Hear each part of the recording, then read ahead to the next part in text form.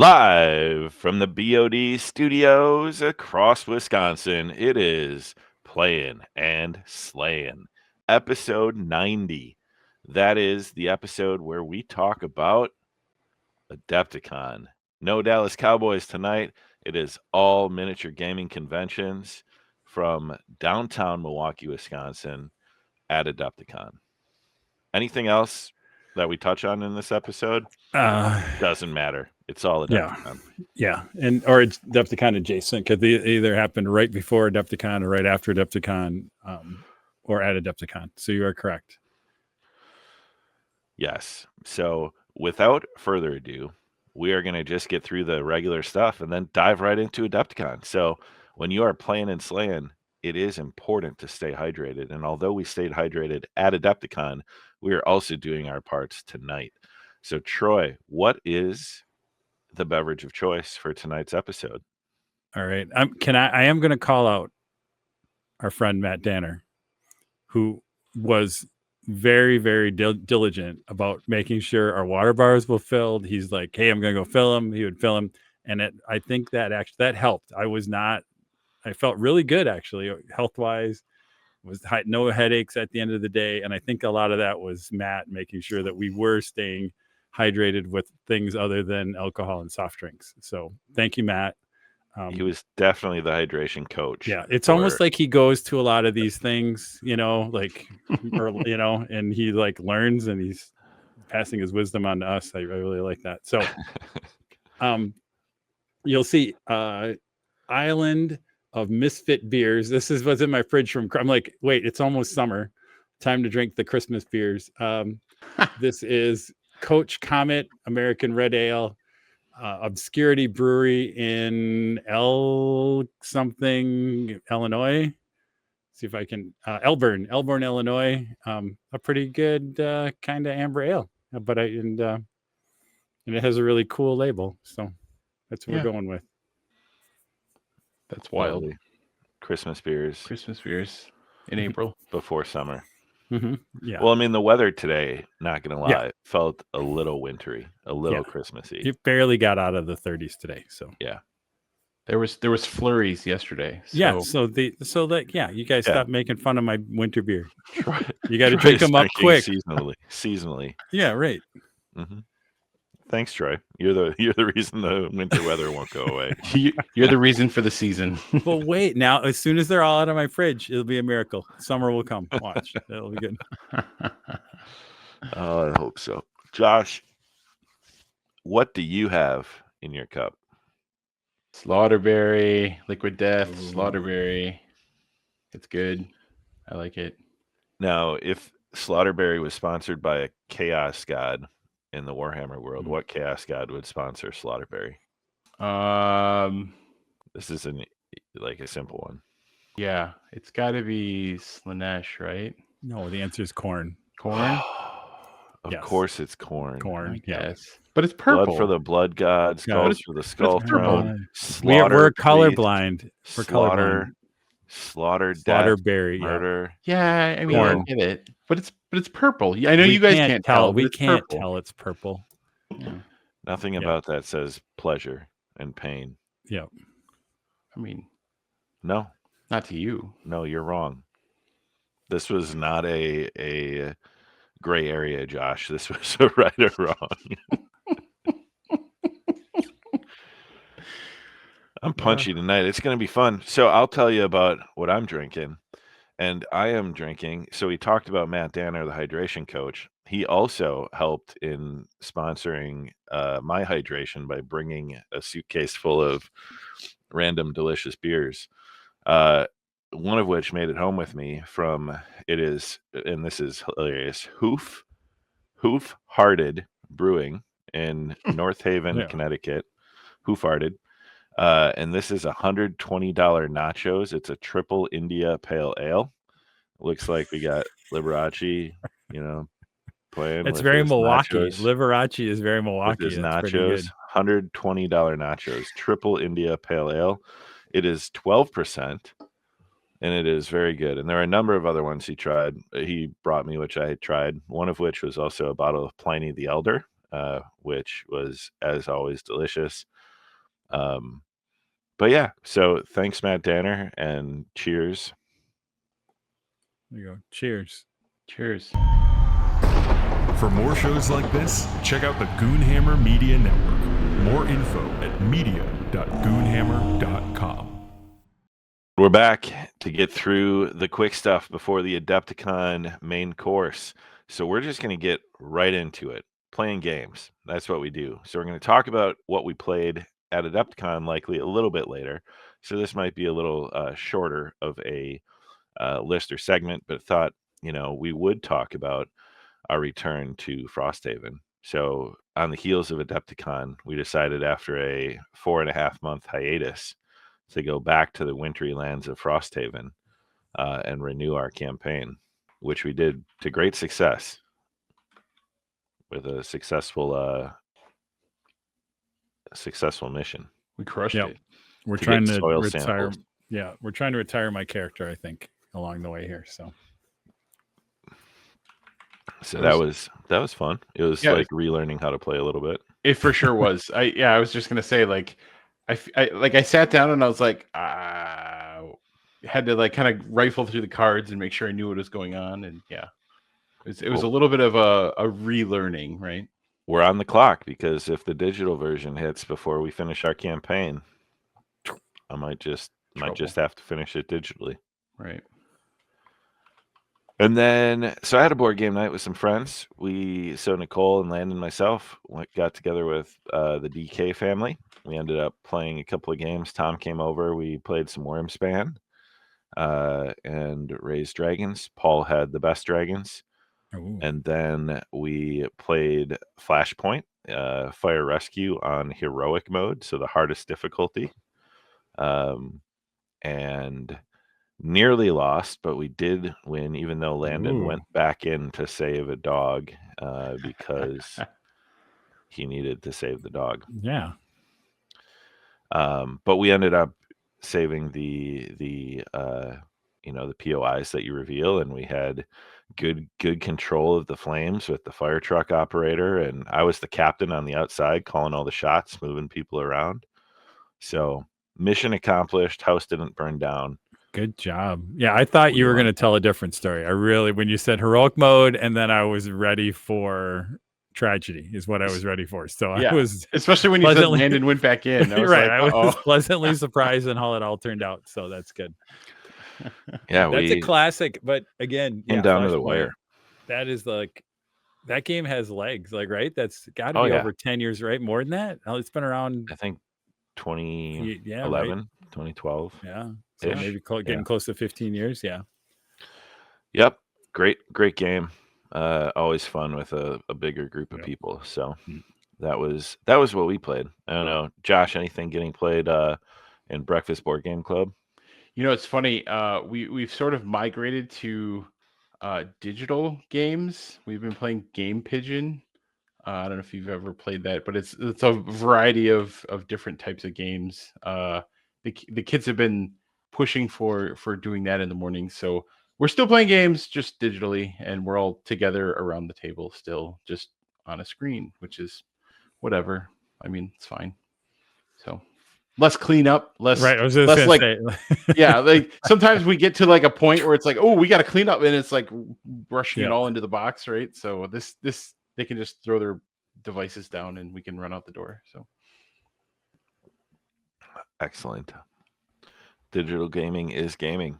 Yep.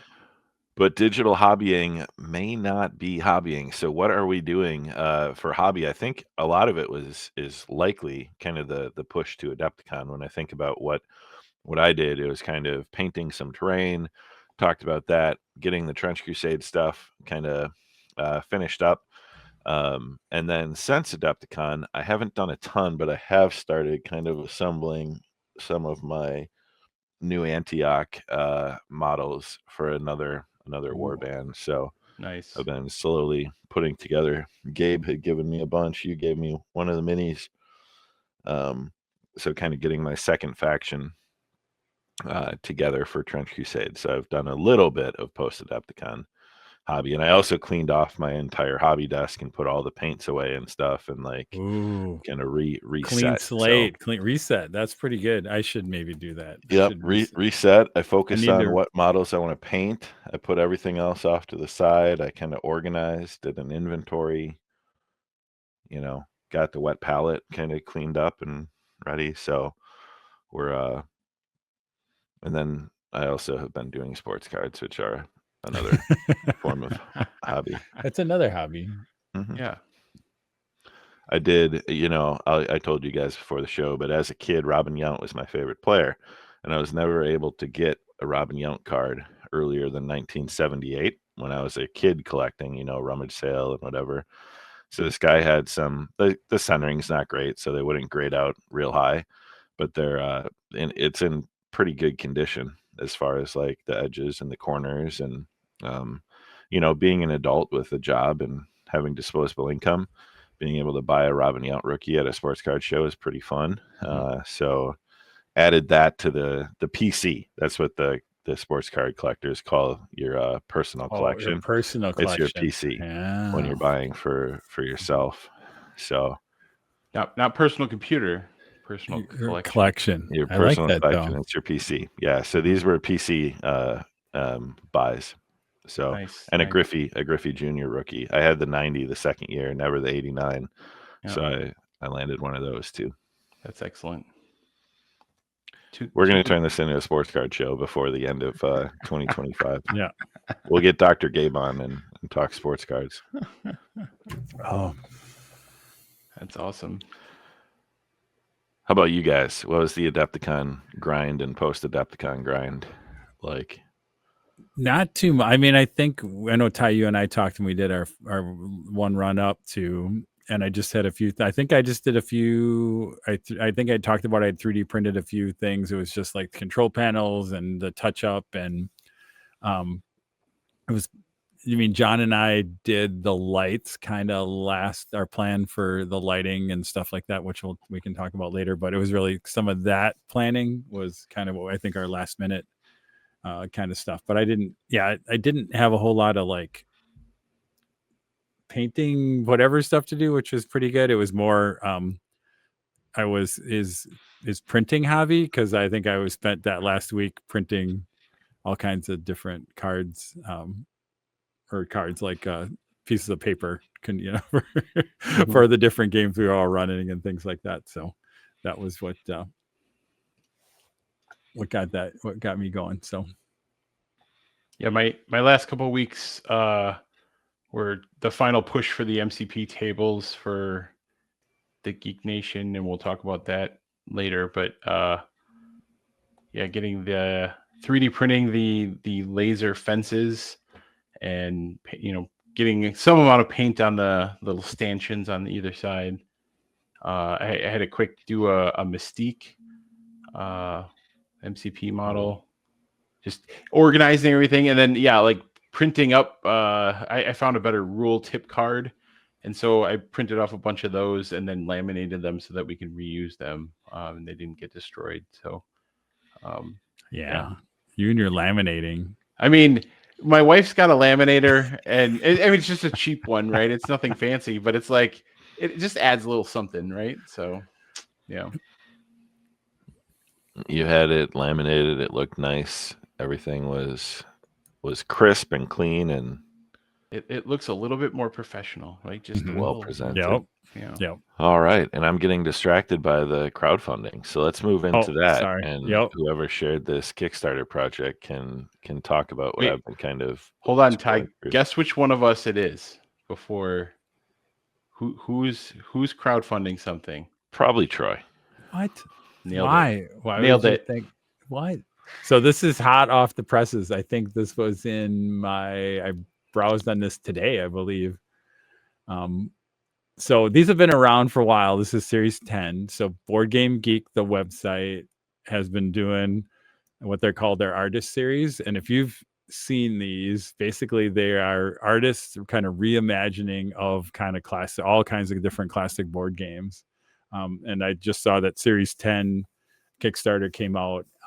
and without looking at it, it's really hard that they are very like stylized, super like posters you can get for the 4 that are in the newest one are Lost Ruins of Arnak, which I'm really tempted on. I think Flamecraft, Nemesis, which is a really interesting take on Nemesis. I show the picture in Power Grid. But there's a lot of the ones in the, I mean, Pandemic, Food Chain Magnet, Dominion, Dead of Winter, all these, but they're really cool, and they're really kind of not Art Deco, but very stylized kind of posters. They're really cool if you have a game room.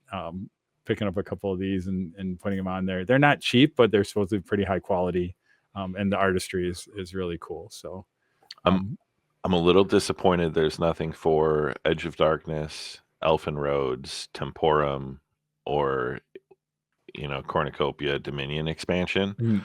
All legendary board game True covers. Yeah. True.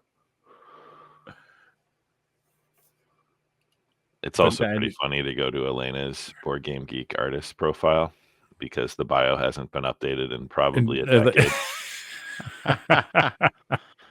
You can probably update it yourself, though. Is it crowdsourced, or does she have to do it? I don't know. She has 24 board game art cover credits. Oh. I didn't realize it was that high before all the cards.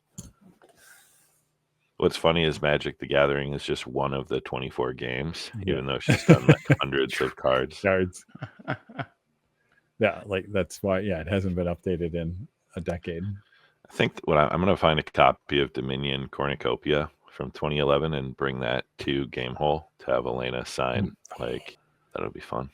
All right. Board game art posters. No Quanchai Maria either in that Kickstarter. Yeah. Good call.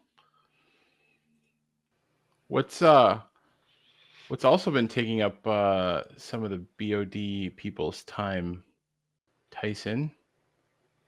Speaking of digital gaming. Well, if I told you that the capybara's home was invaded by beasts and humans and now they're fighting back, and we had all answered the call to war in the epic online RPG mobile game called Capybara Go, introduced Saturday night around 1 a.m. to Dr. Gabe and I by Matt Danner, sitting in a hotel room, kind of chatting, and then it took off, and now it has spread across most of the Basement of Death Discord. There is a BoD Barras guild out there in Capybara Go as people continue to adventure, seeking glory and riches in dungeons, defending their honor against warring guilds, and fighting back against the villainous beasts that have invaded the capybara's home. But Capybara Go is taking up a ridiculous amount of time and seeing people level up and gain power. Like Raph has just been consumed by Capybara Go. Yeah. Myself as well, but my whole family's playing. So Josh, to your point that in the morning you guys are playing something after school and work, we're sitting there playing, getting our Capybara Go raids and dungeons and explorers in after dinner. So love it. Yeah, join us, Capybara Go, BoD Barras guild. Fantastic. That's what it is. Yeah, let's go. You're a loser if you're not playing. So get off World of Warcraft, Coop, and come play Capybara Go. Oh yeah, because you just can't. I mean, I saw the capybara. What's he riding? What was he? I can't remember what you guys showed me the first picture, but crocodile. He's riding a crocodile. Like that's got, and I'm like, mine is now riding a bubble newt. So yeah, nice. So I was in. Yeah, there wasn't a large. It's not a big investment. So except for your time. But are you actually playing, Troy? Yeah, not like these crazy people, but Troy is. And I'm waiting because I'm on the wrong server, so I think I have to wait. There's like a time limit before I can like join the guild. I think 6 more days, and the guild can be cross server joined. So that'll get me more excited again. I've just been goofing around for a while, but sweet. All right. So when you're not playing Capybara Go, you should be reading or listening to something. I've been terrible at reading over the last month.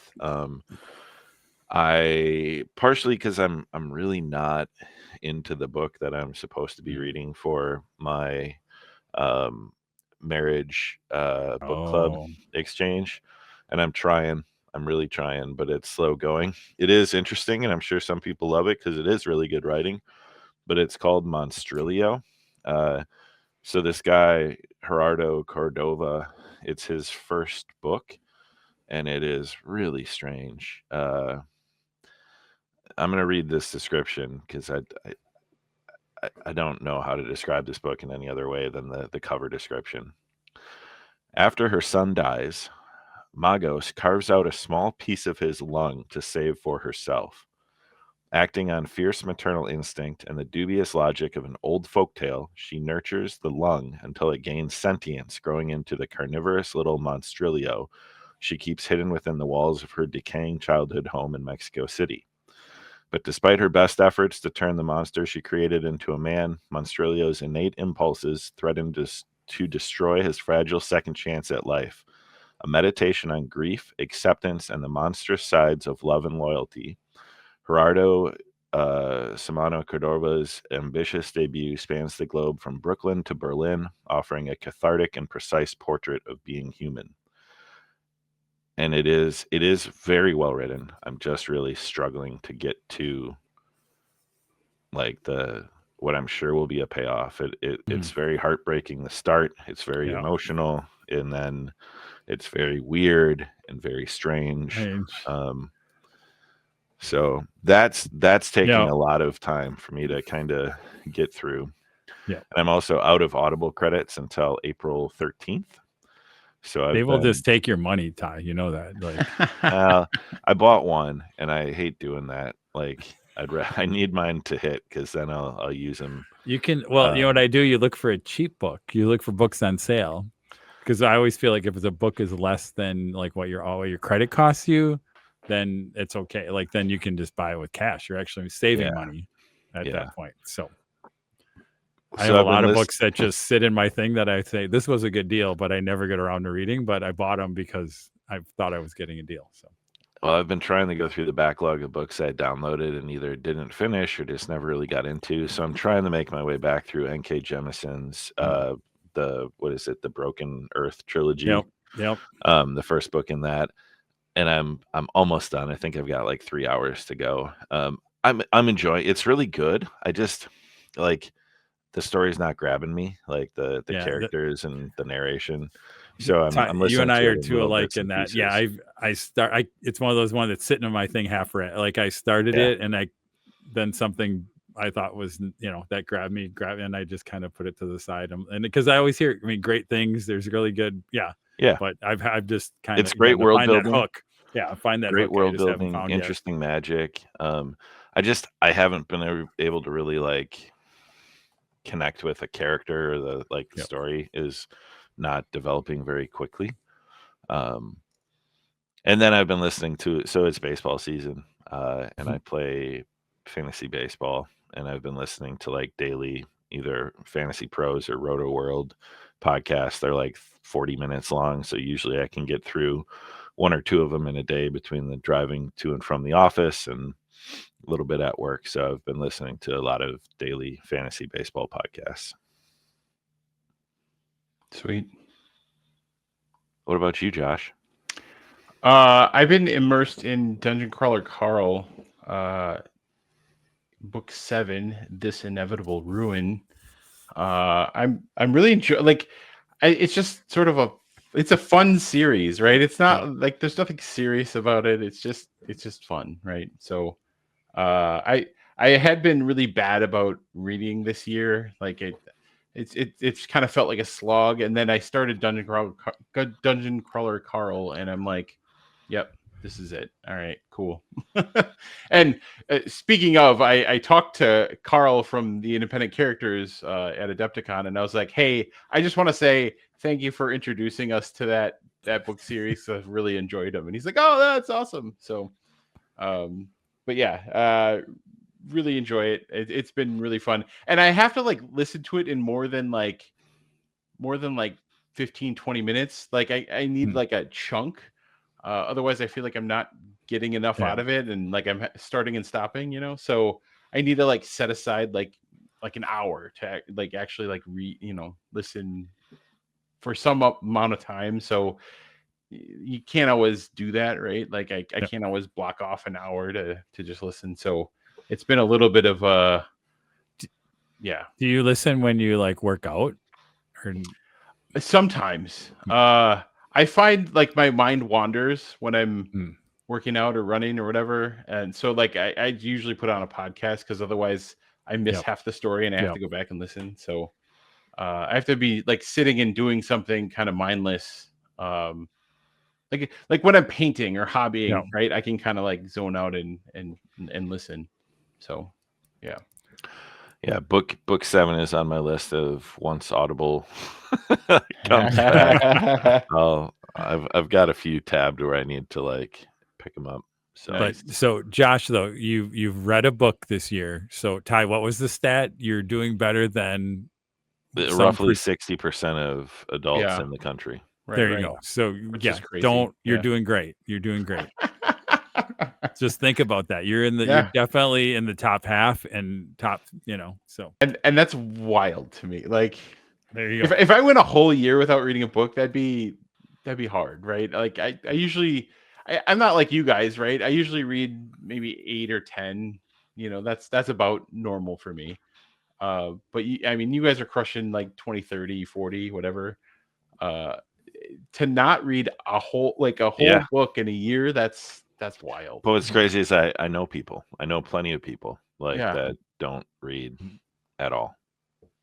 That's crazy. It is interesting. We could probably do a whole podcast around literacy and reading, and early, like starting as a young child and promoting reading and making reading not a chore, but like an activity, and how that builds lifelong readers. And as somebody with like educators in my extended family that, focused on like reading and literacy, there's a lot to be said about like the foundation of it. And it starts when you're young. It's not a lot of people that come into reading as adults and then they're like, oh, I'm going to be an avid reader now. So like my kids, my wife being a librarian, right? You have a constantly cheat, Josh, reading, always reading. It's like I couldn't imagine them not reading, right? So it's crazy. Troy, what are you reading more than Josh? Did you have any? And were you watching anything, Josh? Oh that's right. Oh yeah.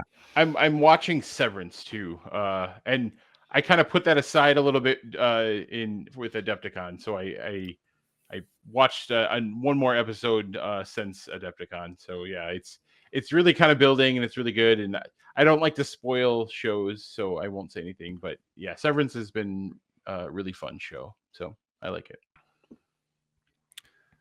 Cool. So I'll jump in. So I just started Interceptor City, Dan Abnett, 40K book.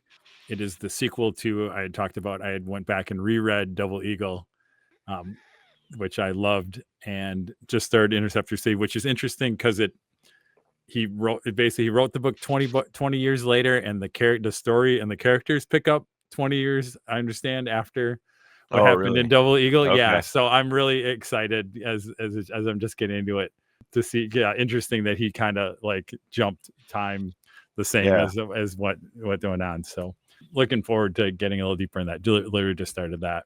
Still enjoying Daredevil. Was it Daredevil Rebirth, the new one on Disney? Really, really liking that. I think I'm one behind. I got behind with Adepticon, so I have to catch up on that. But interesting. There's a few. It is in the the MCU universe. There's interesting, just a few little crossovers, little people showing up in there. I don't think has there been. Yeah, I guess there's been one real crossover, and then this last episode I watched was interesting because it was a relative of a superhero who was in this one, so it was pretty funny. And then we're going to turn it into a sports podcast. The other book I'm reading is What You're Made For, George Raveling, if you don't, written with Ryan Holiday. Just amazing. If you don't, George Raveling is 87, 80, whatever years old. Played way back in the 50s. Was an amazing coach, amazing human being. Interesting. He lived through, the civil rights movement. One interesting thing was he had the, I have a dream speech that Martin Luther King wrote. He had the text, like he had saved that somehow ended up in his pocket because he was there that day. So hearing, again, a lot of interesting. Again, he's just, and the book is not necessarily a memoir. He really is just kind of giving, here's some advice. One of those things is he is also an avid reader. He talks about like how he picked that up and how it has made him a lot of what he is. But, he's still in his 80s, has his, where he goes to his Barnes and Noble 2 times a week and things like that. So, but just, I'm really interesting. Didn't know a whole lot about it, but I've known of him on that. And then interesting, it's in George Raveling's voice, but Ryan Holiday is kind of, I think, helped him write, kind of, do some of the stuff underneath and that. So if you're this, like, again, not a super long book, but you're looking for something interesting, one, there's some life lessons there, but also just to listen to the life of someone who's lived through some incredible history. And we're, we won't make it whatever, but for someone who's lived in this country when it was a lot different than it is now, and all the lessons there, a lot of things going on. So little plug for that if you're looking for something interesting. Very cool. I'm going to say we don't need a break, guys.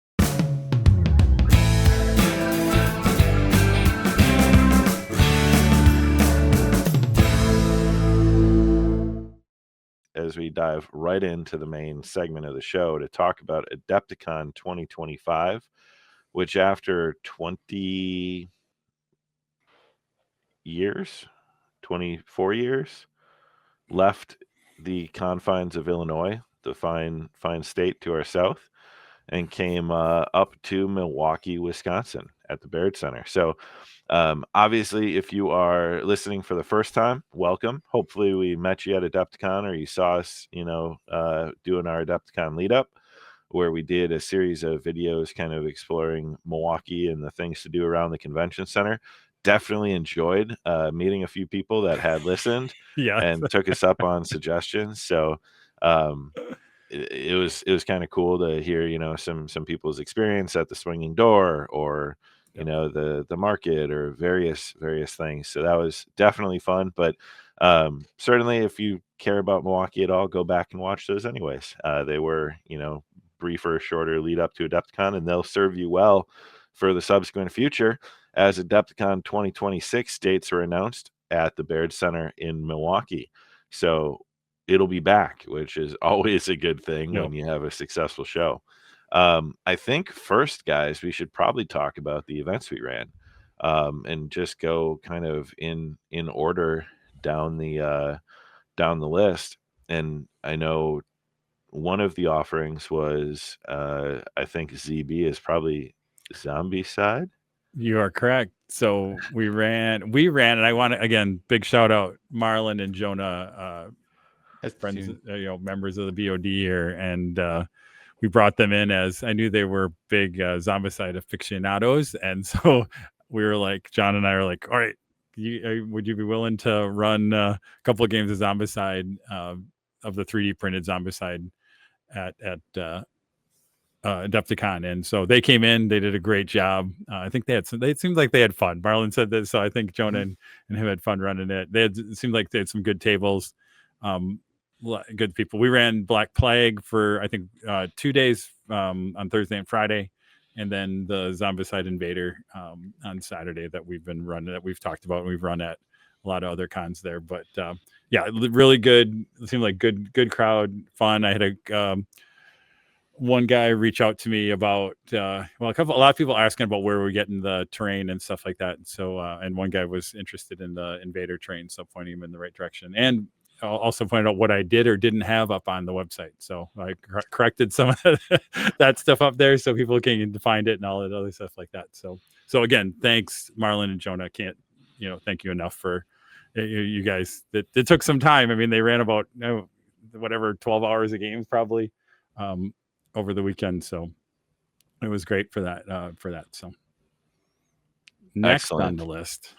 Next on the list is MCP, I believe, which stands for Marvel Crisis Protocol. So I'm going to hand it over to our friend Josh, who is the head honcho Thanos controller of the weekend. Yeah. So, yeah, we ran the Thanos Ultimate Encounter and my concocted MasterMold Ultimate Encounter. So yeah, Thursday we ran Thanos, and I don't know, it played pretty well. One of the sessions Paul and Jen were in, and Jen was saying she needed a re-attack of Thanos to take him out because she hasn't been sleeping well ever since she played at Midwinter, and I was like, oh man, we better make this work for you then. So they did win. They beat Thanos, and I was like, kudos to you. I realized I was playing a rule wrong and making Thanos weaker, and so then now Jen's not sleeping well again. So I feel bad. But yes, so we'll have to play again, Jen. We'll do a rematch with the correct rules. So, but yeah, I know, a lot of fun. Both tables were really good. And then yeah, MasterMold ran on Friday. Yeah, Friday. And the second game, Scott Ferguson, who goes by Brush Wizard on various social media, and he also writes for Goonhammer, so he's a contributor. He played in that one, and yeah, it was fun to kind of like meet him in person, because I know he's kind of in the MCP community and people know him and stuff. So he gave me some. He and Raph also played on Saturday. We kind of had like a little friends and family, right? And they, after we played it the second time, kind of gave me some ideas to tweak it and make it a little bit more dynamic. So yeah, I got to go back and edit some cards and make some things a little bit more interactive for the early game for MasterMold, because otherwise it feels a little just like a rush, right? Yeah. And yeah, there's some ideas that were thrown out, maybe adding like a turret or some different things. So yeah, but ultimately it was super fun. I had a really good time running for folks, and yeah, it tests your knowledge of the game, right? Because there's a lot of different characters, and you know, I know I put them all out there, but there was some folks that wanted to bring their own, and yeah, so kind of learning different people's different play styles and stuff. A lot of fun. So yeah, I think people had a lot of fun. I will just say Game Hole event registration opened up, so oh, nice, we can get some MasterMold time carved out for that. There'll be perfect. Yeah, plan. But yeah, I think people really enjoyed. Hopefully, like you said, we had some people come up. It's always, I mean, like you said, we've run this at a couple of different conventions, but Adepticon's a little different just from the number of people you get. And I think, again, as the Basement of Death, we are known for kind of like, hey, this is the co-op kind of non-competitive event stuff. So I think people are starting to go for like, now. You know, we've had Space Hulk, and for now, Troy, we are known for. Everything has to be fun. We're not going to run a hardcore competitive tournament. No, but cooperative will not be in the 2026. Oh, let's just say narrative. Let's say narrative. We'll leave that at narrative. I will let you restate your, because it will be competitive. Currently, maybe we'll see. We'll get there. We'll see. Yeah, we'll see. Man, thanks. We haven't been planning. Yeah. And printing. But yeah, I think people are looking for, again, it's a theme. We'll get into that, right? And some of that, like, people are looking for kind of something alternate than the competitive play, organized play for some of this stuff too. So it'll be interesting to see. Like, Josh, you might need to run more. You might get right. Yep, you might get. It was really like exciting to me to see that, you know, people showed up to my game.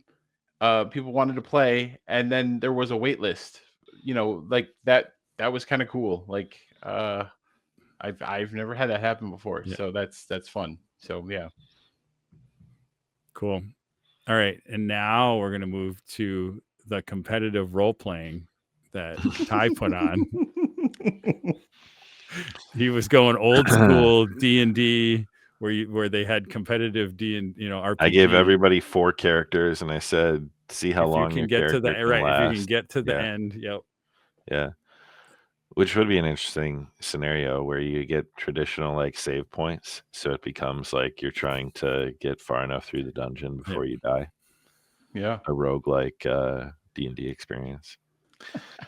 No, so Imperium Maledictum, Cubicle 7's Warhammer 40,000 game, set in the Maledictum sector. With recently released inquisitorial player guides and GM manuals. So I took a storyline that originated with the Space Hulk game, Inquisitor Sebastian Frost, and I kind of just said, "Troy, can I run with this?" And he gave me the creative space to build a story and some ancillary characters and introduce a plot line that I wrote into a scenario, and I ran it twice. The first time had a number of friends at the table, and a few like Raph played, Dan Gomez, the Lonely Havoc, the DKs. It was a really fun group. We had a really good time.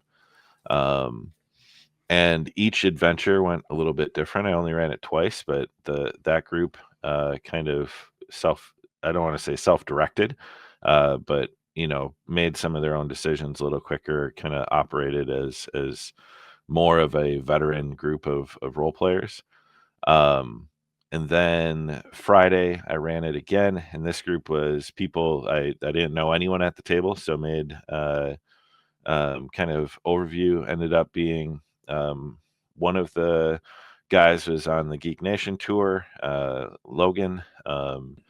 Steve was I believe he lives out by like Carl and those guys and games with them a little bit, so independent characters.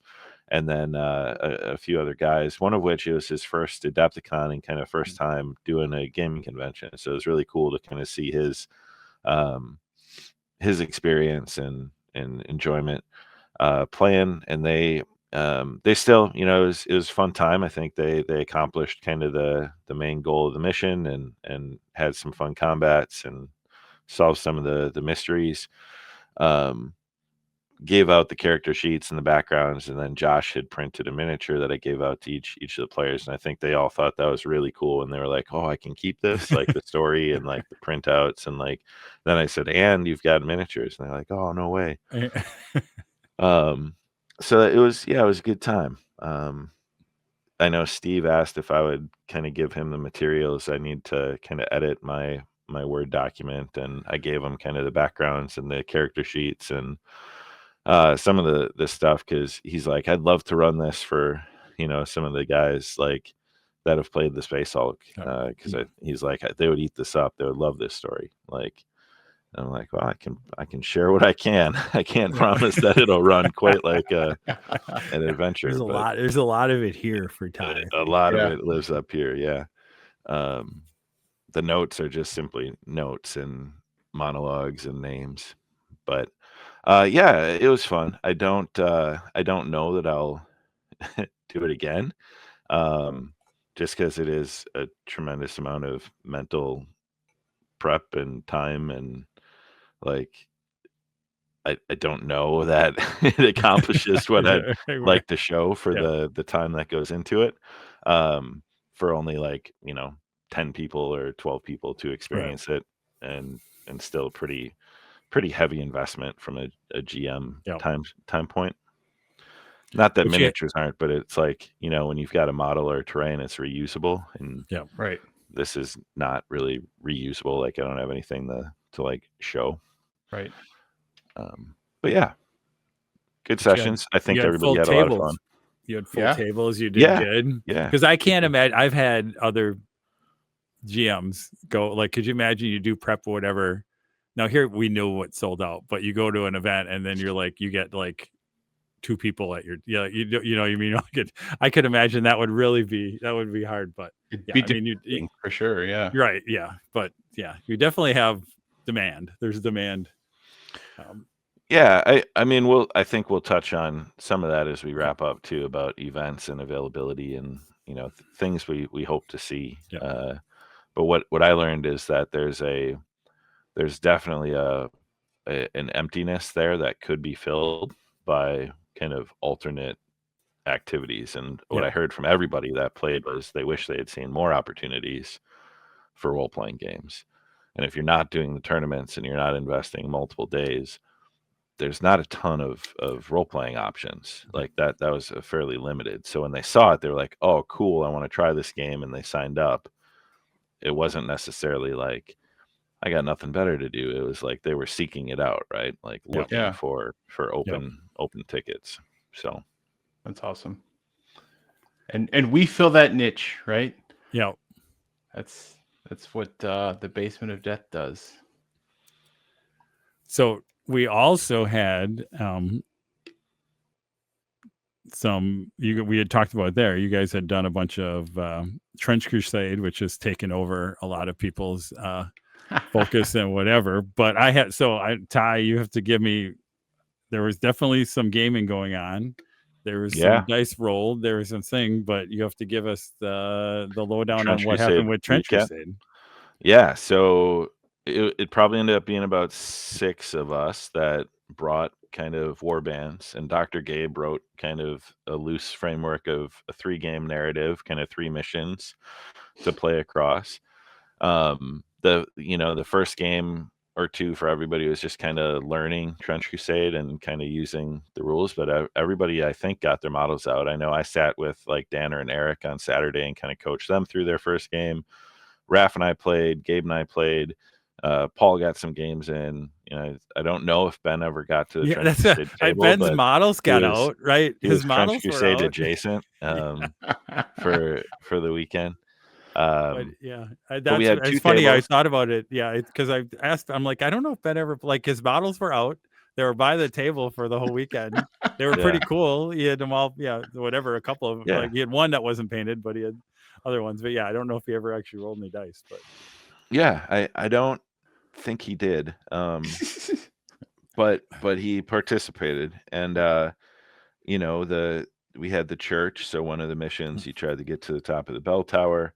Then Gabe had found a artillery cannon, a 3D print that was incredible. It was one piece, no assembly required. Awesome, just like howitzer type, you know, field artillery. That we this is probably inappropriate, but we named the God's Hog because it was a massive cannon, and it's Trench Crusade. It's about God and the devil. So the God Hog was the massive artillery cannon that could fire and hit any table in the room with permission from the GM. So there were a few times during Space Hulk games, largely the friends and family games, where we would yell incoming and then stand up from the table and come over to the Space Hulk table and pick our target and roll for success. And Troy graciously let us use frag grenade rules. So we were bombarding the Space Hulk from the Trench Crusade boards, and also firing from the Trench Crusade board to the other Trench Crusade board and wiping out like numbers of troops with each shot. So it was fun anytime that the cannon got activated to yell incoming and then go wreak havoc in somebody else's game. Super funny. It was super funny. And we use scatter rules, so you know. Yeah, for some reason Raph ended up taking the brunt of most of it, at least. Well, that's his own fault. Hulk. Yeah, that's his own fault. That's he threw a firebomb into a church, Troy, and killed a puppy. Oh no! And sounds kind of right up Trench Crusade's alley, is what. If you ask Raph, he'll say that, you know, it was for the church, but we all know that it was blasphemy, and it was a horrific attack upon an innocent puppy in a church. That's what it sounds like to me. So He's a was villain. He's a there? monster. So was there? Like, what did the story move forward? What was the narrative conclusion? The narrative conclusion is that we now need to do more Trench Crusade next year, and likely look for more coming to a BoD sponsored event near you. There you go. And Raph has been docked 1 ducat for killing a puppy. Narrative conclusion was Trench Crusade is actually a really solid game. Like, we all really, as we were like, this really just works. This is fun.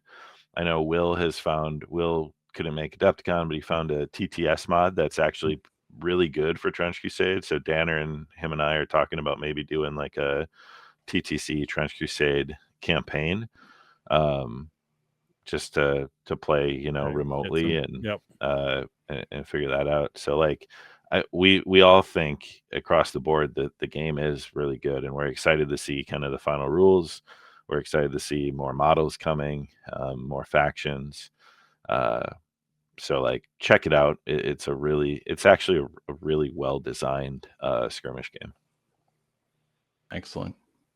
All right, Troy, this is what everyone's here for. I was just kind of No, they're not burying the lead. I put it at the end.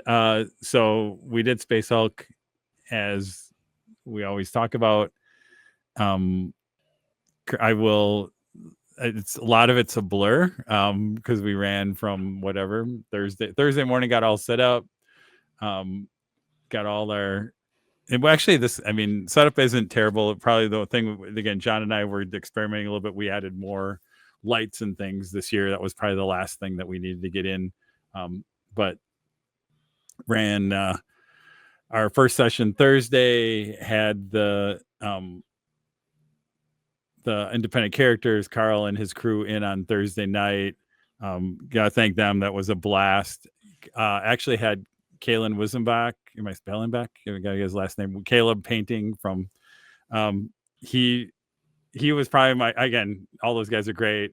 This is the first time Caleb's played. He brought his own models, and I was like, wait, all right, we kind of ad-libbed. We're like, we're gonna make a squad with your models, because we're gonna get your models. So we actually took, I think the chaplain joined his, because like, you need one more kind of HQ guy in there. But he did that, and then he had a one towards the end. It was fun to see how intense he was to get to try and get the last turn, and it was fun. Like, literally, he was the last one trying to make the elevator, and everybody at the table was watching him, and he's like, you know how it is, like, through trying to do the puzzle, like, if I move this guy then if I move this guy, and then I'm 1 point short, and it was pretty good. So it was really cool to see someone be that engaged and enjoy them. So Caleb, it was fun and fun to see. Again, I can say Caleb's models actually graced the Hulk, it was pretty cool too. So that was good. Friday ran a couple more games. I don't remember. I'll call out some people that were in there, and then we did our kind of family and friends on Friday night that Ty talked about, that might have had some random shots come in. Got to, again, I think Nate and John and some people who had over the years it was great to get some new people in there that had never played, and I feel like they enjoyed it that. So that was fun. And then kind of finished up things on 2 more sessions on Saturday, again with some of our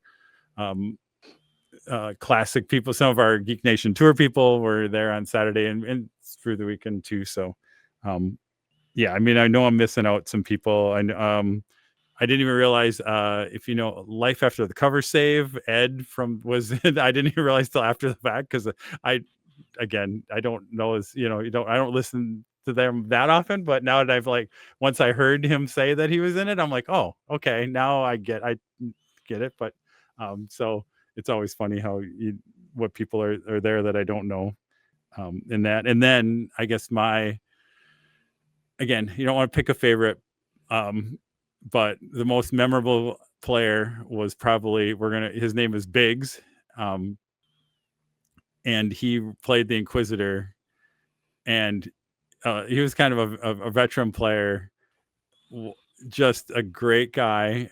And when we started, all of a sudden he's like, wait, before the first turn, we need to give it. And he basically gave an inspirational speech to the whole table to start off. It was, and I recorded luckily a little bit of it.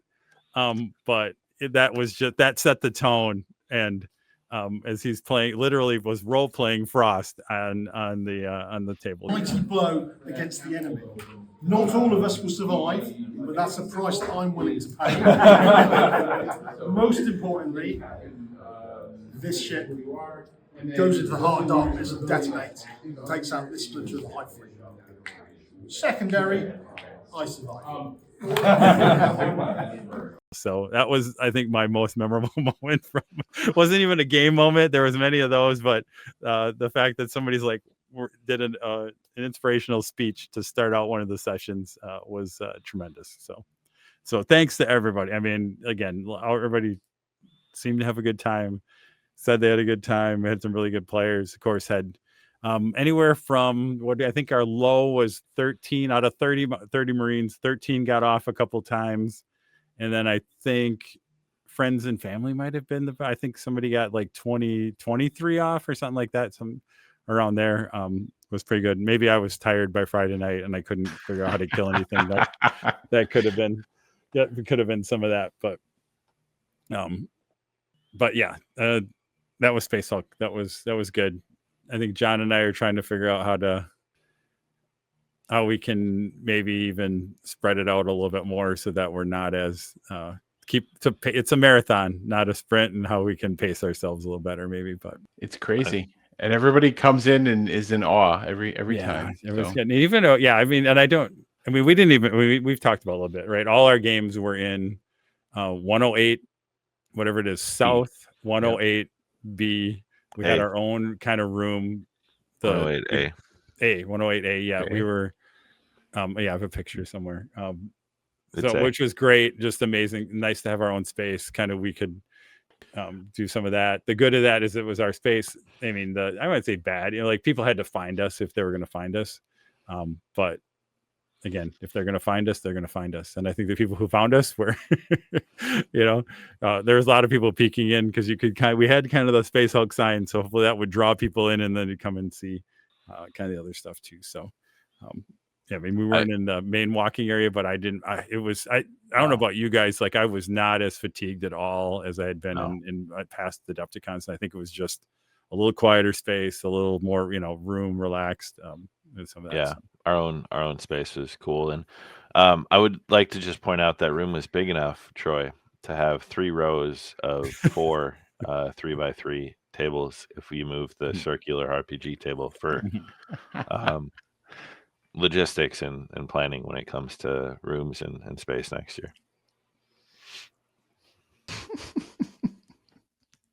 We gotcha. We also played with the Geek Nation guys. We had some MCP tables, so not a ticketed event, but ongoing partnership with Terrace from Geek Nation Tours. So the Wednesday welcome dinner, years past we've done Zombicide, Space Hulk, other stuff. This year was MCP, so Josh had kind of coordinated setting up multiple tables, so that was kind of cool way to kick off Wednesday night, running through a couple of different scenarios. I think maybe we just each touch on our own table and experience briefly, and then we can dive into the rest of Adepticon. Yeah, and maybe we can just say, Josh, Josh, you were the main. We leaned on you for the MCP stuff and kind of keep things running, and so definitely appreciate all the work you put in. And like I said, the trick there is we kind of need to be flexible. Like it's an interesting event to kind of plan and pull off, and we were able to do it. And when we got all the tables set up on Wednesday night, it was pretty impressive to see. We actually had 5 tables. We played 4 kind of jammed ones, and we actually had a 5th just in case there was some spillover. But that was pretty impressive to see the full kind of those 5 tables laid out. So. Yeah, and I mean, shout out to Troy, to Raph, and to Ty for lending some minis, and Ty for doing some Painting extra painting like in the last couple of weeks. And I really appreciate it because I was kind of scrambling trying to get everything done. So yeah, big shout out to you guys. So thank you. Indeed. But yeah, so I'll kick it off. So I ran the Thanos Ultimate Encounter. Three guys, and I'm terrible with names, so I apologize. But two of the guys had played before. One guy was brand new to the game, but like it was a learning. It was a learning experience, right? Like everybody's here to play, and they actually won. They were the first. They were the first winners of the Thanos Ultimate Encounter that I've ever had at my table. So I gave them kudos, and the Terrace kind of gave out these chips, right? That could be turned in at the end for prizes or whatever. And I was like, you guys get all my chips because you guys won. So so we doled them out, and then I think there was one left over, and the newer guy had did something awesome, and I forget exactly what it was because I played so many of them. But he did something at the end to kill Thanos, and I was like, you get the bonus one, right? Yeah. So yeah, super fun, good table. Troy, you ran. I ran Sports Ball. Mojo Ball, which was a blast. I had never kind of played it. That was one we had kind of like done some prep on, but we hadn't actually done a whole lot of play test on that. But it is it's one of the, it is in the box. It's a one that they sell scenario. And then Josh did some really cool kind of 3D terrain on it, which I think really put it over the top. But and we played a little bit loose with the rules just to kind of, but really it's the heroes trying to, there's some special actions to pass the ball and move it around, and then rules kind of when you try to score a goal and things like that. So pretty straightforward. It wasn't too complicated. So it was just fun. We kind of did, I think we had X-Men versus everybody else, how we kind of done it. And it was fun. We had Jose and Ed, who've been longtime Geek Nation tour members, were at the table. And then a couple, I'm trying to think who else is that. I can't remember who else is. Again, it all blurs, but I can't remember who else is at the table. But it was fun. Yeah, we ended up, can't remember who ended up winning, but it was fun, and it was something enough that I'm like, oh, we should play this again. Just to be fun to kind of throw down and do it. Because again, now that I've run through it a couple times, and that it seemed, again, really light. I mean, even as much as we play it kind of beer and pretzel, this is like super beer and pretzel. It feels like it could be.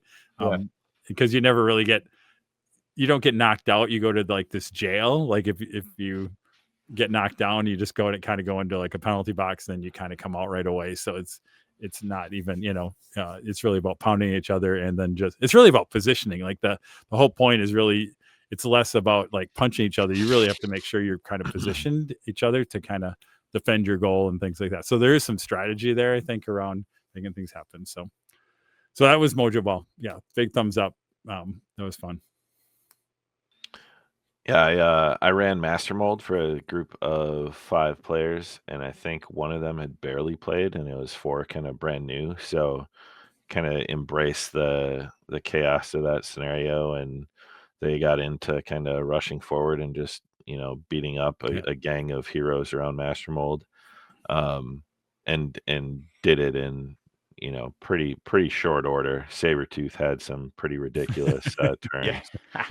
Wolverine and him just kind of piling in, and but they had fun. It was a cool scenario.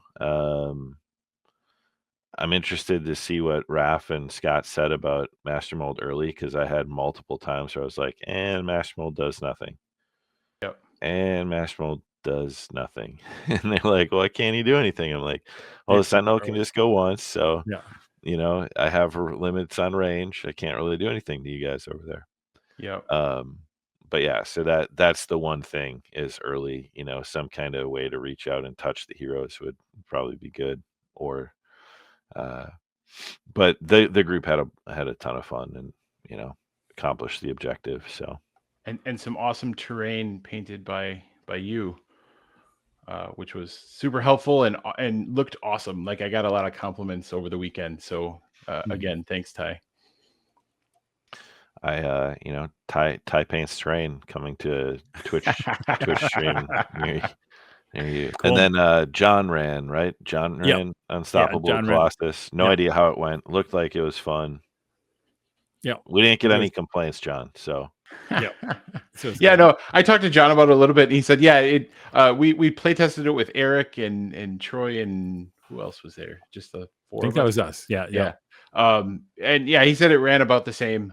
We kind of had a plan so that it would kind of flow nicely. There are different, there are ways where you can totally randomize it and then it gets like really crazy, but there are ways to kind of stack the deck, so to speak, and make it more con friendly. And that worked out well. So he can kind of rampage around and do his thing and still like not be way overpowered, right? Yeah. So. And it was a good one. I give them for John because he had played the least of us. And again, that one is it's kind of, there's an AI, like you said, an AI, and you can also script a little bit of the other stuff rather than make it completely random. And so, yeah, it was right up John. John did a nice job of being able to run that. So For sure. Yeah. Cool. I think that's it. Is that everything we did? Well, we did a lot of stuff with Terrace and Geek Nation tours. So again, if you really want a premier experience with Adepticon, reach out, check that out. They had some board game library stuff that we helped out with. They had a nice little suite, or whatever you want to call it, suite room kind of thing over at the Hilton, where they were able to connect, and we were able to kind of connect. It was a nice finish for the weekend too. We kind of hung out with them on Sunday. Yeah, Sunday night dinner and board games, which was really nice for I don't know, Ty, what you thought. Like instead of just like the rush to get out, it was nice to kind of just deflate the Adepticon rather than kind of like mad rush to get out of Schaumburg and like it used to be. Yeah, and I don't know if we'll really talk about Sunday, but like it was so nice to pack out of there Sunday. I got to spend some really cool time with Dr. Gabe. Like we had lunch at a place kind of by my house, went to a card store, took him to the airport, got home, like unloaded, and then was able to kind of head back downtown for dinner and kind of the end of the night. And when it's a 2-hour drive away, or if you're traveling further out, you don't have that luxury of kind of like being local, being able to host, being able to help your friends get to the airport, and just kind of offer that host kind of experience. So it was really cool Sunday being able to do that and then get back down there and hang out with the folks on the tour. Spent some really good time with Terrace, kind of sitting, just chatting, getting some of the games played. And then Frontline No Comrades. You got to talk, right? You got to talk about. Yeah, I saw it out on a table. Like one of the guys was like, "I haven't played this in a while. It's really good if you have more people." And he had only 1 or 2, and I'm like, "I'll make 4. Let's do it." And then another guy rolled over, and we had 5 guys playing Frontline No Comrades. And I was like, "Yeah, I've played this a few times before." I didn't tell them that I ran demos for years, and but had a really great time, and it was one of those. Super fun, crazy stuff happens, and they focused on me and eliminated me first, which was probably smart. They thought I was likely the threat at the table, and dealt with Ivan the munitions kid. But it was fun to be able to be like, yeah, I remember this game when it was Post-it notes on a kitchen table. But it was super cool to see it. It was good, out and played. Fun. Like again, we were in that room. I think there was some Star Trek Ascensions going on one table. We were playing. Actually, we played Slay the Spire. Is that the right? Yeah. The new game. I think Miles was I'm glad he was teaching us because I didn't have any brain power left at the end of Sunday, and that was a fun little game. I have not played the video game at all. Everybody says like it has a good feel as a video game. It just seemed like a really kind of, it's like a deck builder, RPG deck builder kind of thing, which was really kind of cool. That ramps up pretty quickly. And once we got that kind of the rules, and we just did like the chapter 1. So that was pretty cool. So. And I unboxed SETI and started learning that because I'm preparing for playing Terrace and SETI at a later date, either via remote cameras and remote play, or maybe in person at another gaming convention later in 2025. Nice. Cool. And maybe we'll close out the Geek Nation tour thing. Also want to thank I don't know if some of them listen, because some of them did come up and say, "Oh, Yeah. we listened to you," which it always blows my mind on some of that. But the amazing gratitude and what's the right word I'm looking for? But Kelly brought us a whole bag of Generosity. stuff. Generosity, MTP that gifts G and- word I'm looking for. Generosity on that. I apologize, I don't know the gentleman's name, who at the end he's like, oh, he basically gifted us the whole charge of Star Trek Ascension game. Said, oh, the whole new version's coming out on Kickstarter. When we're done with this, I'm packing it up. You guys can take it around some of that. And again, everybody that was there, and whether it's buying us drinks or whatever else like that. Again, thank you for the generosity. And again, we're happy to do that with Terrace and have all in some way, like you said, conversations. I know, Ty, like you said, you were having some great conversation. I can't remember with Dan, and I remember what his son was on the tour, but two really great guys. Good stuff there. So again, thank you to all of them. Thank you, Terrace. It's always a pleasure. So. All right, let's talk what we saw. Adepticon is spectacle, and Vendor Hall this year was hopping always. Every time I was in there, it was packed, and there were tons of options. So I'm just going to talk about a couple places where I bought stuff. I'm not going to talk about everything I saw, but I am going to talk about what I bought.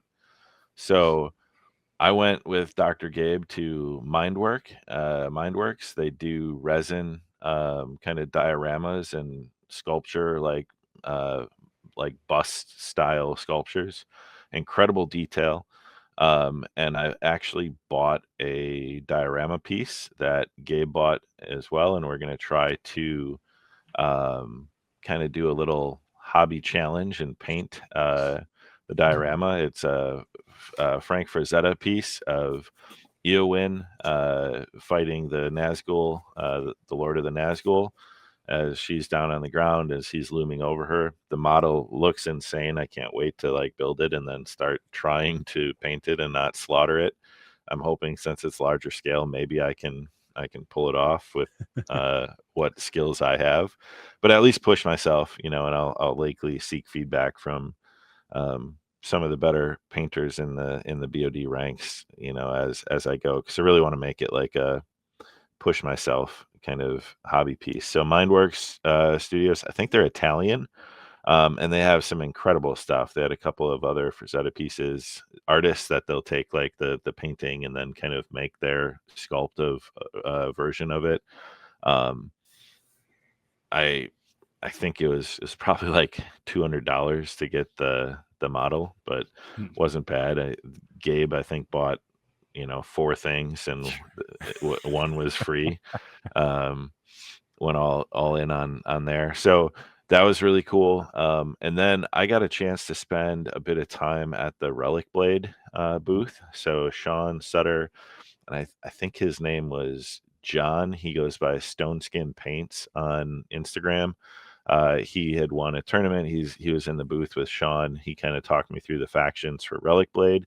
Got to kind of talk about it. Sean drew a little picture in the cover of the book and signed it for me. I got his contact info. Would love to have him on the podcast. But Relic Blade is a small scale. You play on a 2x2 kind of board with miniatures, 5 or 6 per side, and it's kind of like an RPG skirmish level game where you kind of progress a little bit through a campaign.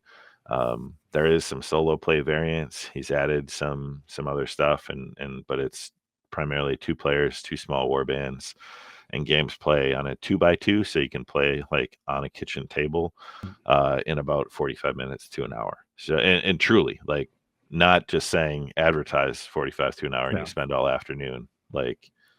It's succinct enough to really resolve in that hour. Nice. So I picked up kind of the starter for that and a couple of the faction boxes, just because I think it's incredible anytime you find an indie design studio that he does the sculpting, he does the art, and he does the rules. He's like the Ryan Lockett of miniature gaming. When you look at Red Raven and what Ryan Lockett does there. So that was cool. And then Monument Hobbies Thursday, I waited probably about an hour in line. That line was the longest line in the place, which was wild for a paint shop Yep. to have the longest line in a vendor hall with tons Yeah. of new release models and games and everything else. But I went and I got the 2 new Pro Acryl paint sets. They partnered with Atomic Mass Games. It's like 13 acrylics, 4 washes, a metallic, and something else. So it's 2 9-paint box sets to add to the range. Only one of which we couldn't figure out if it's actually different than orange red. The red The- orange the or orange red. Yeah. Evidently Show there's it a to scale Josh. that people with He'll tell color you. can tell the difference. But yeah. So AMP is the new paint line. So I was pretty happy to get my hands on 2 of those. So those were kind of the 3 vendor stalls that like I spent the most time at, the most money at, and kind of thought were the coolest. What about you guys? I'm just happy you actually got something at Monument Hobbies, because my worry was like they were going to sell out in like the first minute, and then everybody was going to be I disappointed. didn't get in line until I saw the stack, and Okay. I was like, "There's no way they're going to go through pallets of the new paint." All right, before so I they get had to a the front of lot. this line. They must. I mean, Yeah. from last, because isn't that last year? Like they brought some of the uns, and they really didn't have a whole lot, and it was gone right away. So, but that's good. So awesome. Oh, Josh, and did you buy anything? Oh, go ahead. didn't buy anything there, but Trench Crusade.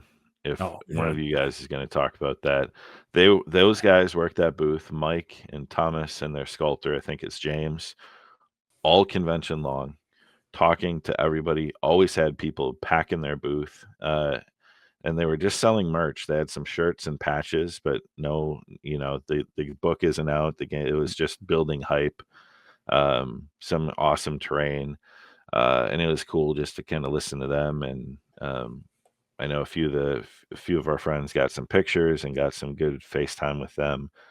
So that was a really cool booth to see, and kind of keeping up that. I think I deemed it kind of the punk rock miniature game, like mentality of the people. Like it's not a lot of booths where you see the designer, the lead, or like the whole team working it nonstop, right? So that was pretty cool. Yeah, Thomas is in some ways he is like a rock. He seemed like a rock star, right? He's definitely that vibe. So Yeah, the first 2 days, I was sort of running games when the hall was open, and so I didn't really get into the hall until Saturday. And by then, my brain was sort of melty, and so I was kind of just walking around with everybody, because there was like a cohort of us from the BoD kind of wandering around with Tom, and I just sort of what I meant to do was to go to Battle Foam and get some like the slide out trays for my larger size bags, and totally forgot. So I'll have to purchase that online or something. But yeah, no, I had a short shopping list and bought none of it. So, but I had fun wandering around. It was good. It was good times. yeah, I was only in the vendor hall Sunday because I was running games all the other time that they were there, and I don't think there were still, even after the fact, I'm like, I know we walked through the whole hall, but after the fact, I was seeing pictures online of vendor booths. I'm like, I don't remember that booth being there. Like the whole Renegade booth. Like I'm like, I don't remember Renegade games being there, but they were there. And all I bought, and I had to find. Sorry, that's why if you saw me go out of frame, if you're on YouTube, it was to find the card for that. So I bought a really cool. A woman had a bunch of like journals and kind of leather bound things, and one of them was like an Adepticon journal. I think this is her card. Heidi Archer, Melora. Let's see if I can get that up there. There we go. I'll put a link if I vary that. So I just picked up an Adepticon journal kind of cover, which was really cool. It's like, oh, that's something I can't get everywhere. And then I ended up at Catalyst and bought the BattleTech Universe book, if you've seen that, which is the 40 years of BattleTech. Because love the BattleTech lore. I've read all the books when Stackpole was doing all this stuff. Are we gonna start playing BattleTech, Troy? Maybe we'll at least what's the Alpha Strike version? Because I feel like I have enough free miniatures that they give me that I think I could throw some mechs down. So it's funny. I've played a little bit, but I actually find like I've never played BattleTech. BattleTech is a little it's a little I think a little crunchy or whatever it would be if like nowadays if there was like a player aid, like I could see where you could actually have your mech on like an iPad or something. Maybe there is, I don't know, but then the Alpha Strike rules are more like they're streamlined, and I think that's what there's something to play with. But I love the lore, I love the story, I mean, who doesn't like the idea of mechs and that? And so they had the collector's edition from the Kickstarter, kind of this hardcover book. It's basically got clear page overlays of the weapons. It's just like over the top. And I was like, all right, like I'll just get I told the guy, I'm like, how much is it? I'm like, I don't care, I guess, but whatever. Like, yeah, that's what I said. I'm like, I don't care. I just told John, I'm like, I don't care what this is. I'm just gonna get this. This will be my purchase, because I really didn't buy anything else around that. So that's really what I walked out, with a couple books on Sunday, and that was about my and then I got I went up. We were in because there were vendors also, like the ones up on the second floor, and as you wandered around, there was some miniature. I had to get something for my daughter, so there were some, I don't know what she called them, cat mermaid little kind of resin miniatures, and then there was like a cat D&D fighter miniature, and so I picked up those, and Sarah did. I nailed it because she thinks both those are pretty cool, and she wants me now to fire up my resin printer and make more, mermaids. and make more because that's what they were. I mean, they were just selling resin prints of they make the SDLs available too, because I showed her all the other kinds that are, and she's like, oh, that. So I think that was about but again, the vendor hall was massive.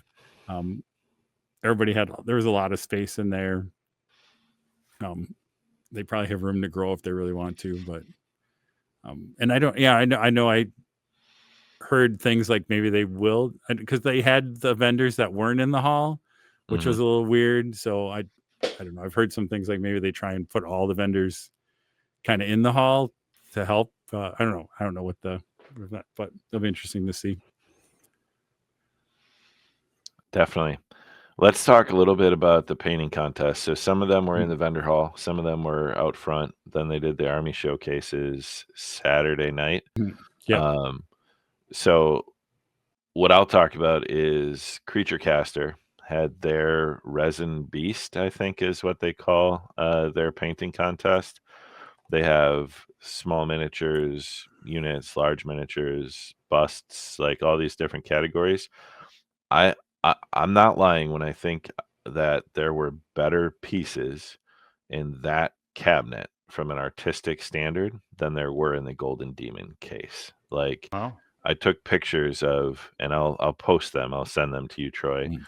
One is a dress. The model is like wearing a dress, and there's these kind of floral, like fleur-de-lis style freehand on the fabric. That is insane. And the model of the base is carpeting, and it's like a red kind of velvet that is painted, and it is insane. Like, the level of detail on a miniature this big was mind-blowing. And then like these little mice with weapons. One was riding on like a little swallow or a finch. Like the fur, the lines painted, like the non-metallic metal on these little rapier blades, like mind-blowing level of detail. And I spent a lot of time looking at the Golden Demon stuff too, and like that is good, technical executed Golden Demon style painting, but like the artistry with the light and shadow that I saw in that like resin beast contest was without a doubt some of the finest in the building. So I'll share some pictures of what I took, and some just really fantastic work there. And then I think the other one that was in the vendor hall was the I always forget what they call it, something of the mighty. The the Atomic Mass Games ones, for yeah, all the them. Atomic Mass Games, which you talked about. Scott Brush Wizard, he had a piece with Red Skull entered in that I Yeah. think took bronze. He was robbed. He should have gotten at least a silver. Then there was one, I don't know, it's like Sandman and those guys busting out of a bank, like a heist. I think that might have won, which was incredible. Just the diorama displays and the models. So some amazing pieces in that case too. Yep. Yeah, Very cool. the MCP ones are the MC. I didn't look. I don't know if it's something, and I don't know that, maybe I missed it, whatever. But the MCP pieces seem to be more. Maybe it's just more. There's a lot of Shatterpoint and Star Wars stuff, but it didn't seem to be as over the top as what people were doing with the MCP stuff. And I don't with that, but yeah, there were some really cool ones in there. And there was even the Thor one. It maybe wasn't the best painted in the world, but just the execution on it. I mean, he's like flying with lightning, where he's suspended by the lightning, and the miniature was just, it really draw your eye because it was so cool. So yeah, I like when they kind of, the miniature tells a story. Like there's something to it, right? It's telling some sort of story, right? To your point, Ty, the Red Skull, in his little office, right, and with the trophies behind it. Yeah, it was just a really cool piece. I like when they do stuff like that. Cool. I mean, Golden Demon was there. I'm not a painter or whatever, and a lot of people also talk about it. I didn't spend a ton of time there. I just saw this Slayer Sword winner, which was pretty awesome. On that, and again, I think they kind of changed how they were doing. I don't know if it's more transparency about how they're grading things over, so people seemed a little bit happier about some of that stuff too. But I really enjoyed, again, it's always one of my favorite things. But the Army showcase on Saturday night it's so much creativity, so much fun energy with the people showing off their stuff. It was really fun to. It was glad that this year we actually kind of like tried to keep our Saturday evening a little less crazy, so that we would have time to go and see more stuff and wander around, and it didn't disappoint. There were some amazing all kinds of different. What was cool is they really tried to open it up in terms of including kind of more than just like the 40K and AOS team tournament. They were basically anybody who had something that was really kind of outstanding on some of their armies got an invite, which was pretty cool. So the winner, the overall kind of showcase award, went to Adam Trunzo, Mike Butcher, Andrew, and no Brendan. Surprise. Yeah, no surprise. Again, and it was super cool. I took a bunch of pictures when it was without the models on it, when it was in the AOS hall, just to get some close-ups. And the light would have been better probably. So yeah, and incredible work. I mean, Trunzo continues to just make dioramas that are unparalleled, but the hours he pours in are you see the payoff. Butcher's modeling is incredible, from a conversion standpoint. Brendan painted, I think, 2,000 points of the 4,000. He painted basically Trunzo's, all his rats plus his own stuff, and he's leveled up his game for sure tremendously. I mean, I think that project, I think last Cubic Shenanigans, him and Dan talked about the time. I think he said it was about 120 man hours of paint time. And like just, over the years, he's gone from, painting for meta to painting for actual consistent delivering on hobby. And I've said that before, but I'll say it again. Like, he did a great job. Yeah. And there's little details on that board that were just, there's like a Realm Gate like status sign posted outside of one of the Realm Gates, because it's like under Hammer Hall. So there's all the rat tunnels and the just incredible. So we'll try to get some pictures of that up there as well.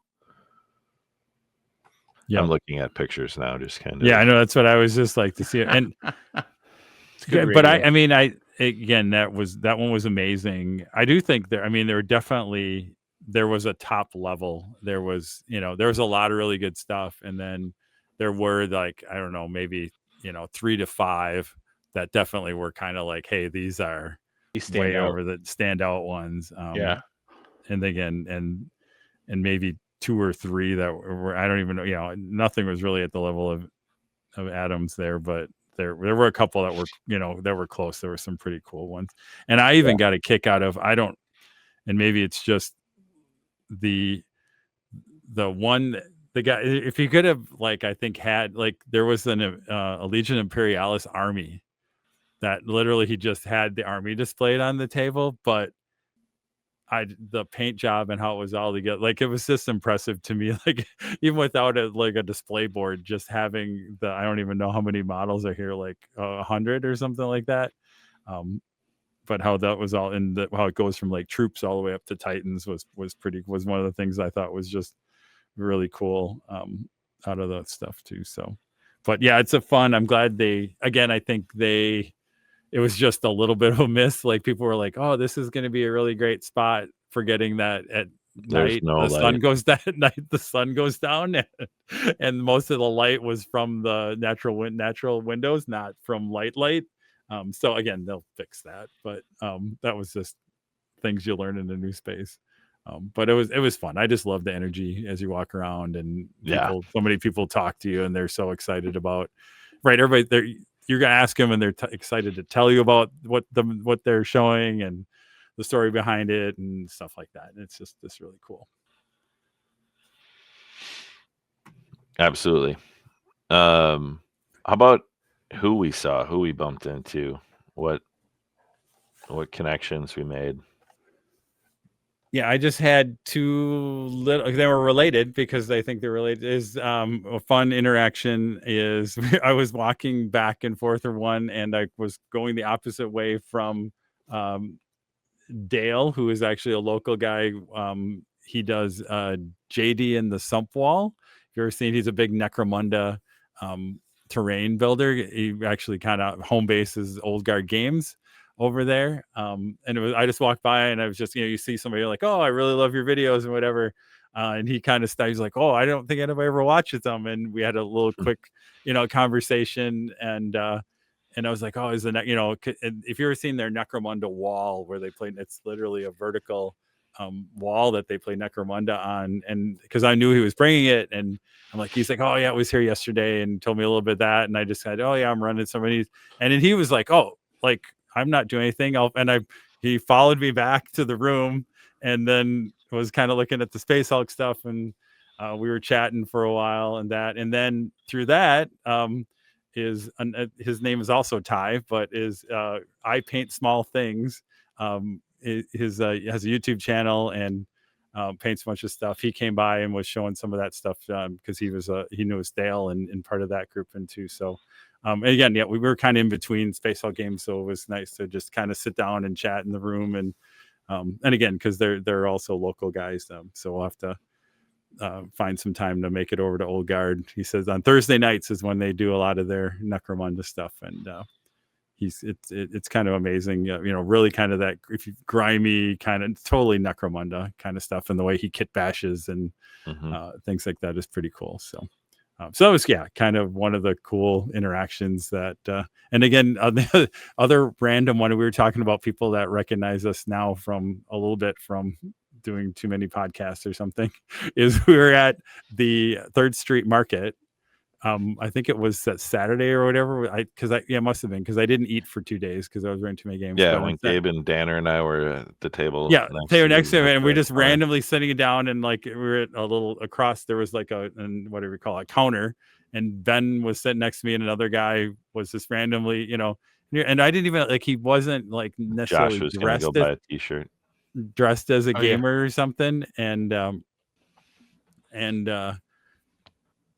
all of a sudden we were in, I don't know what we said. And he's like, oh yeah, I watch, cause I think I had the sweatshirt on, and he's like, oh yeah, I watch your guys' podcast. And just randomly like, oh, I watch your guys' podcast. I'm like, what? Oh, okay. Well, what? Like just some guy eating lunch. I didn't even know if he was at the convention because he wasn't necessarily like completely like dressed as a gamer guy.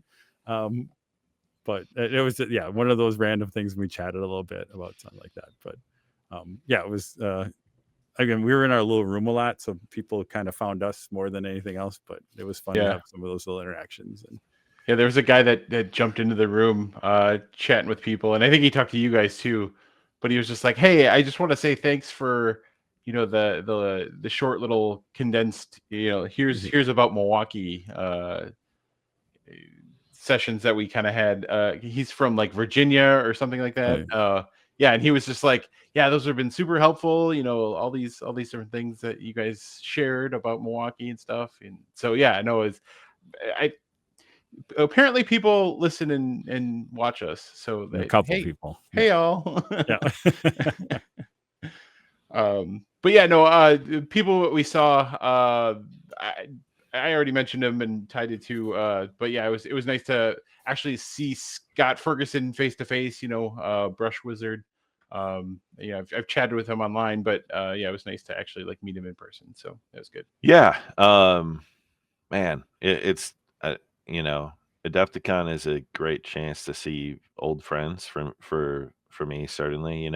It's different over the years when you're not playing in the tournaments, but wandering through the AOS hall, even though it was a 5-minute long conversation, got to stand with Steve, catch up on how his boys are doing, how my family's doing. So seeing Herner and just not playing as often now, not doing all the events with Bryce, you kind of lose, that connection with some people. So I made a point of like finding Herner, Brendan, spending some time catching up with him, all the OS crew, the Ramchecks, Dave Nordstrom, a lot of them now running the events, Nick True, and others, Mike, Indie Mike stopping through and checking in, seeing him. I mean, the list goes on, right? Like, what was really cool was Thursday night, Raph organized a Goonhammer meetup at Goolsby's, swinging over there and meeting some of the creators, that are writing or producing content, podcasts. Getting a chance to just kind of meet some new faces. And had a funny interaction where our producer, Gabe, got to talk to a producer for another podcast who's like a professional producer and talk some shop. So, Gabe, I'm really glad you had a chance at the meetup to meet some of your peers in the podcasting industry and get some tips as you learn how to better produce for Playin and Slayin. He's our executive producer now. I have to give him credit now or something on there. So, but and Raph, was hanging out in the I know we don't even count Raph anymore. I know it was like, but it was one of us. It was great to hang out with Raph and some of that stuff too. So, yeah, it was good. But it was really special, and I know people have said in Discord about the importance of it and how great it was, but seeing everybody was kind of what I needed, like at that point in time. So it was a really great 4 days, just to kind of 5 days to escape and hang out and see friends, old and new, play games, roll dice, drink beer, eat food, all that stuff. Kind of a vacation away from home was super cool. It was nice. But yeah, great time. Yeah, and again, I'll call out Carl Tuttle.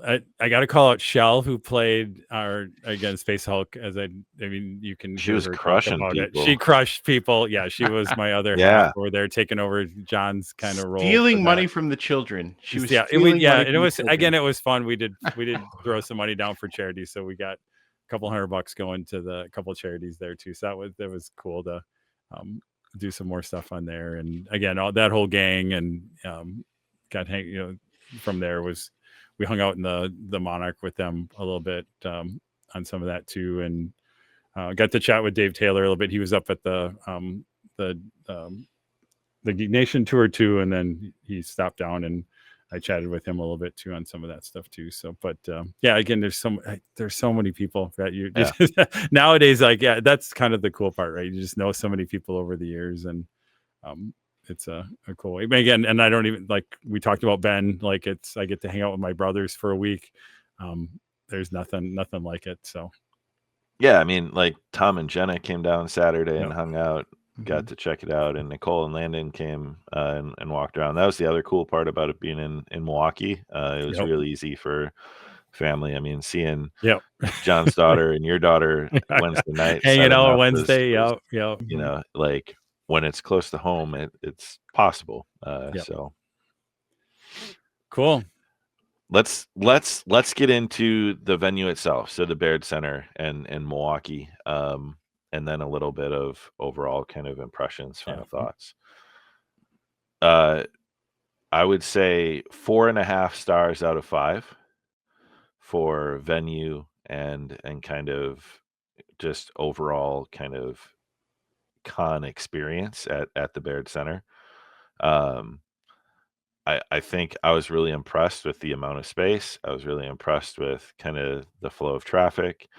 I don't think security was ever an issue, you know, or slowing down people's access. They were moving stuff through pretty quick, stopping the stuff that made sense to stop, being lenient with water bottles and other, you know, other items. So like, I tried every morning and every night to say thanks, you know, good morning. Like, you know, the people that are working there are you know, they're not having the fun at the convention dealing with all the people, but the staff were really good, very attentive to needs. Like late at night, asking, you know, on our way out, hey, could you just have somebody come and lock up the room, and being able to know they were making a radio call and having somebody come and lock the room. I think the convention center, you know, it is a lot of ground to cover, but I think that's a good thing, because I'm so used to a convention tournament where you are so tight and there's no room to park your models and use a chair. And like this, even walking through the tournament hall, is like the rows are far apart. You know, it was loud in there, but it wasn't as loud as like it is when you walk into the smaller hall, like at the old Schaumburg place. It's a professional convention now. It's kind of made that step from like mid scale to like grand scale. You know, now you can really talk about it with the Gen Cons, the Origin. Like attendance isn't there yet, but like it could be. It could grow. And it was like 8,000, right? 8,000 something. We'll find out. I mean, I think because you don't. They're probably because not to everybody needs a 10. badge. Yeah, the rumor. I think if they look at, because they have like, because of the security, they actually know, they don't know unique, but they know kind of daily in and out. And I think from that they can start to get some numbers. But I mean, hearing closer to probably 10. Wow. Unique attendees. You think with people that didn't have badges and other things like that. So. Yeah, that's a raise from last year, right? Like, yeah, because I think they were between 7 and 8 last year or something like that. So, and it didn't feel like crazy, right? No. It felt like there was plenty of room and it wasn't crowded. And well, I mean, that's the thing with the space, right? Like that convention center can support 40,000. Like it truly can, right? Like there's so much space available for sitting and taking it easy and open, like so there's a ton of room for growth, which is something I'll talk about in final thoughts. You know, Awesome. For anyone who cares what Ty thinks about anything. And we do. Yeah, sure. Wow. that was Troy's. Please don't say anything foolish, Ty. No, you're good. I'll have to kick you off the show again. I mean, again, I think I was amazed. Again, kind of relate, and the venue. Again, we were so happy that we had our own room. That's always I was blown away. I still didn't believe it until we had it, I guess, until I saw it. It was kind of cool. And I thought the staff was, again, exceeded my expectations. Like I was kind of going with low expectations like that. And they did an amazing job. Like you said, Ty, how much when you could just ask, and reasonable requests were definitely, like, they jumped on it, right? And some of that stuff, which was awesome. And I think, again, the only critique, right, is, again, first year, I think there was still, like, there could have been a little bit better signage on some of that, or to help people navigate some of that. I think even if we do something similar next year, I probably will figure out how to either work with Adepticon, like how can we either get a digital sign or something out there, or just create some additional, maybe something we could put outside the room or something else like that to kind of highlight what's going on. I don't know. That's the only, but that was the whole point this year, is like, we'll probably need something, but until you see what it is, the venue, it's really hard to like, figure out what they're going to do. So I think there's some other areas too where they'll definitely improve the signage now that they kind of understand where the flow is and where people get confused.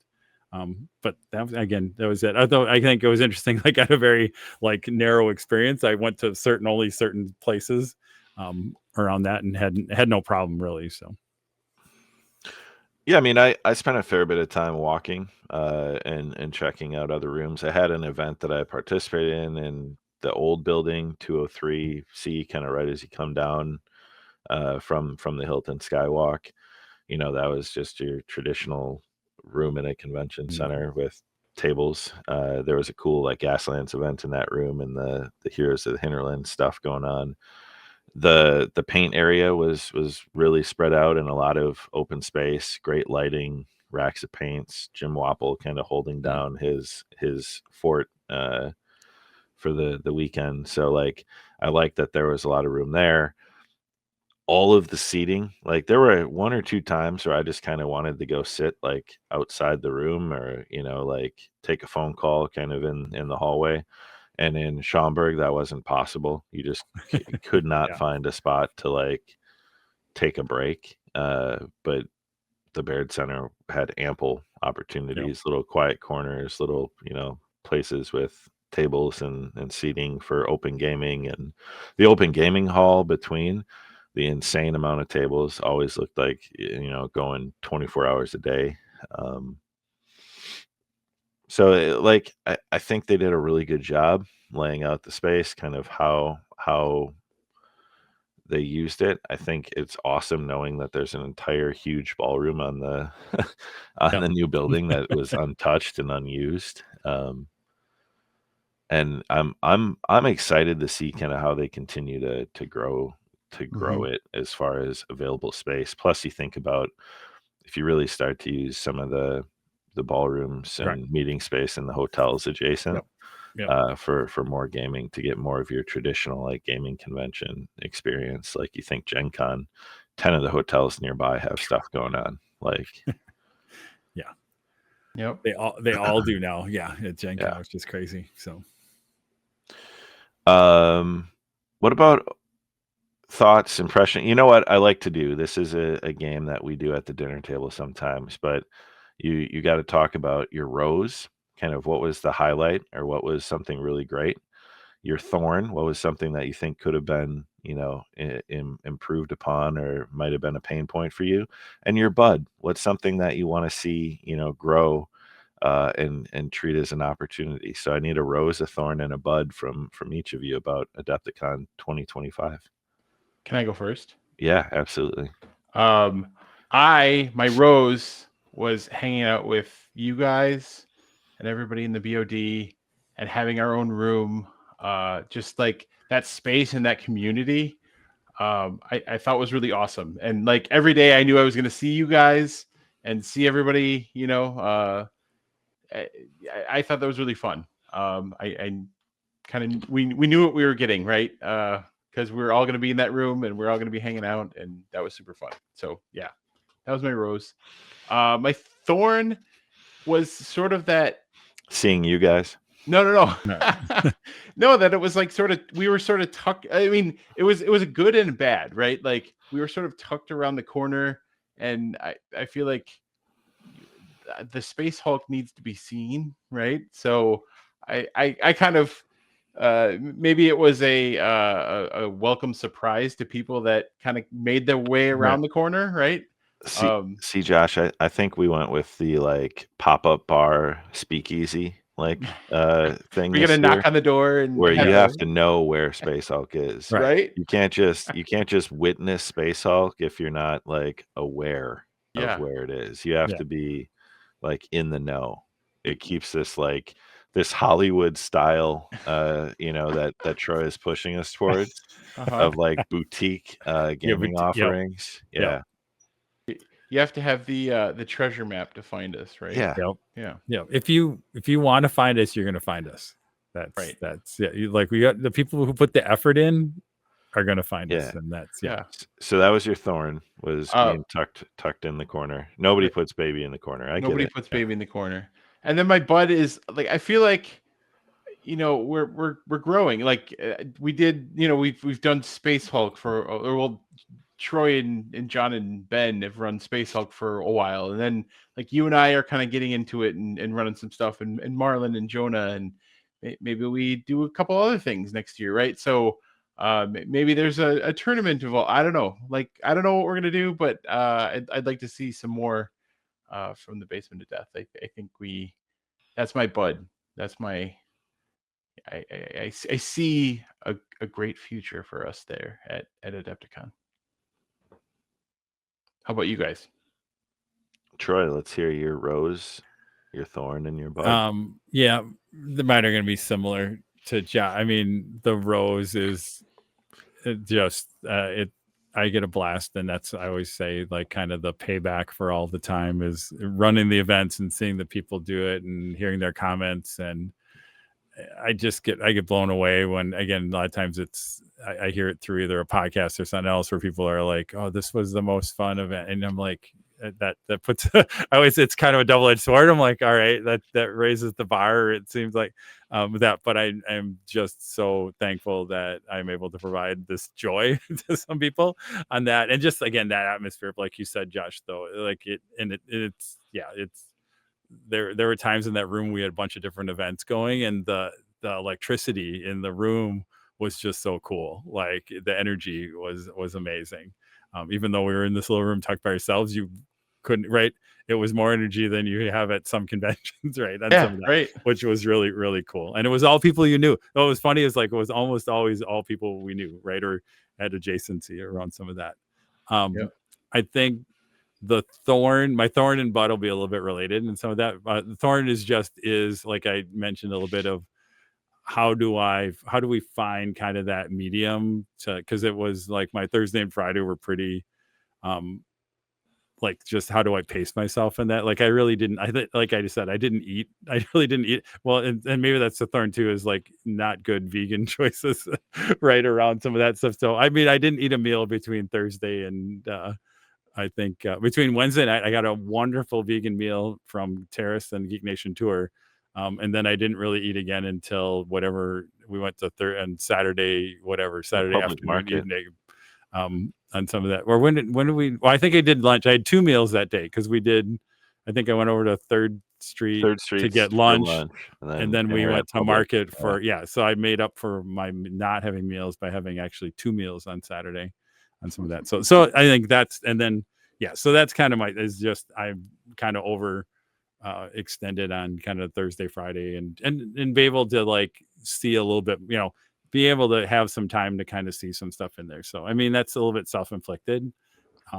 But I think we can get creative on some of that. And I think that's kind of the bud is, how do we extend, like, what it being here, like we actually have the ability to kind of do things on Wednesday through Sunday, and maybe I kind of extend the schedule a bit to create more space for myself and John and stuff. Like we're both in our 50s, so like we need to like we can't do these 12-hour days like we used to do on some of that stuff too. So that, I think that's kind of the growth. And then how do we, again, like you said, Josh, I love, even Marlon was like already like jazzed and like, hey, maybe we have some ideas for some stuff. So again, love to continue to bring more people in and continue to do and offer, like we said, like there is this appetite for the event style gaming, like people who like and maybe they only want to do a competitive game one day of the days they're there. And then how do I fill my time with fun kind of events, that fun narrative, cooperative sometimes events that that we think are a lot of fun with really cool 3D terrain and painted miniatures and all the other fun stuff. So Right. lots of opportunity, lots of bud. We'll water that bud pretty good. I've never heard that time. Now I'm gonna have to like steal that. I've heard the rose thorn. I never heard the bud part. So Yeah. what are same. yours? Yeah. Rose was definitely, I mean, just Adepticon, right? A gaming convention, playing games, hanging out, like socializing, seeing Matt, seeing Gabe, Eric, seeing Jonah. Like, funny moment where Landon's hanging out Saturday at 13, and Jonah's hanging out at 25. And thinking when we first started gaming, playing years ago, Yeah. and Marlon brought Jonah along. Jonah was like 13, Yeah. and Eric's boys were teenagers, and just kind of that getting old and seeing like your friends' kids get old. But like it was just cool to experience Adepticon. Getting comments on the show, getting comments on the Space Hulk terrain, like how stuff looked, and that like it's always it's nice to feel appreciated, or like people enjoying the scenario, right? Like experiencing the game and having fun. Thorn, I mean, I think I've made it pretty clear in the past that Adepticon needs to make some changes to adjust and grow as well. And I think a big part of that is around events and encouraging event signups and rewarding people for running, events and contributing. I think that's always been something I haven't been super critical about, but I think they could do better is the outreach piece and connecting with people to run games, be it RPGs, be it board games, be it things that are off track, so to speak, from like your traditional miniature gaming convention. Not saying become Gen Con Part 2, but I think that's for growth, something That's they have the to next tap. step. Yep. And I'd like to see also the thorn was, I think, connection with the local community. I think there was a clear gap between expectations for area businesses, restaurants, bars, and what the convention was and what the theme of it was, and understand. I think there's some outreach and community work that could go a long way, and some of that's probably Adepticon. They're not local, for the most part. But I really would like, that was kind of the thorn to me, was just kind of the events being a little not lacking, but one dimensional, and the opportunity to sign up for stuff was a bummer. So I hope that improves. And then the bud, I mean, I talked about the table space, and if we think about the roughly 250 hours of gaming that we offered across the weekend for the BoD, Troy, I can double that next year, and I plan on doubling that next year and offering 500 hours of gaming, as long as we can find 24 like-minded narrative Trench Crusade players. 12 table, 1 day, 3-round narrative event, Forces of Good versus Forces of Evil, vying for control in a narrative kind of map control campaign event. So are you gonna have a map? I know a guy who prints 3D stuff and found some tiles and is big on the Trench Crusade bandwagon. So a hex map is likely at the base of this this event. So That's awesome. Cool. that's I think that's that might be Adepticon. That's Adepticon 2025. Yeah. Damn. Solid. Now let's talk about what's coming up. Upcoming conventions and events, because Adepticon is not enough to fuel us through the year. So, new game, Mini Palooza 419. You going, Troy? I don't know. I was more looking at the next two. Constanity.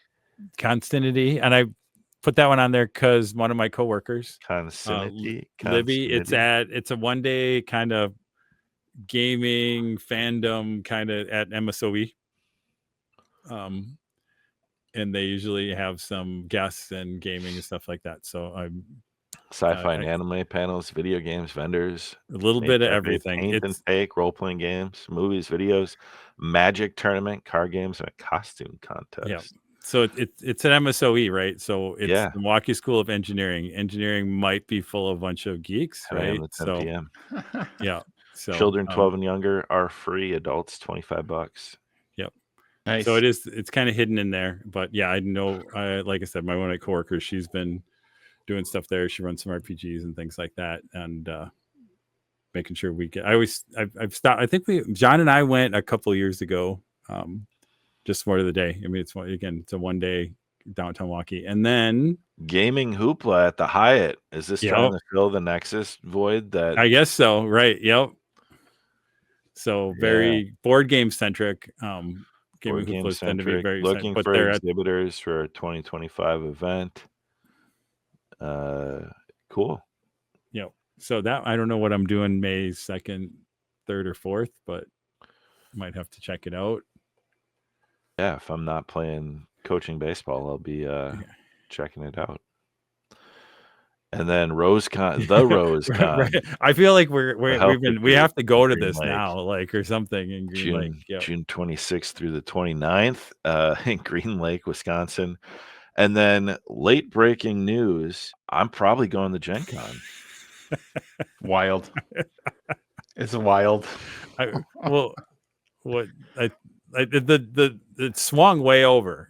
It's right. not. We'll see. Yeah, there's stuff, but I get a text from Ty like earlier this week, and he's like, "Hey, if I told you that we could get a room downtown Indianapolis," and I'm like, "Oh boy, here it comes. Do you want to go to Gen Con?" So I'm gonna try to work it out. We'll see. I'm a maybe. So I have to think much of this is the hours spent with Dr. Gabe over Adepticon. And then also Ben having a room available, or Gabe having a spot in a king bed with him available. So kind of an opening of places to stay. And then I also texted Danner after Adepticon and I said, "Hey, scale of 1 to 10, how important is it I go to Gen Con?" And he goes, "Well, considering the 1 year that you didn't go, I almost died. Small sample size, but you should probably go. Elena's not blaming you exactly." But I was like, wow, okay. I see how it reminded me of the like White Christmas, Bing Crosby, Danny Kaye, where he rubs his shoulder to remind him that he, saved him from a wall collapsing when they were in the war. Yeah. That's a weird throwback. That's a weird Venn diagram of White Christmas, Bing Crosby movies from the 50s, gaming and Gen Con. I don't know that there's many that'll land in that middle of the Venn. And you bring it back to Troy's beer at the beginning of the episode, right? It's a callback too. Yeah. White Christmas. Yeah. Christmas beer. Bam. Wow. I feel like episode 90 is maybe one of the greatest. Well done, boys. Ever. Well done. Yeah. This is great. So, I mean, share your feedback and talk to us about how great this episode was. At our socials, leave us messages, info@basementofdeath.com for any questions. Check out the website for all of the wonderful gaming reference material that we did for the various scenarios. I think pretty much everything's updated there. On YouTube, like and subscribe.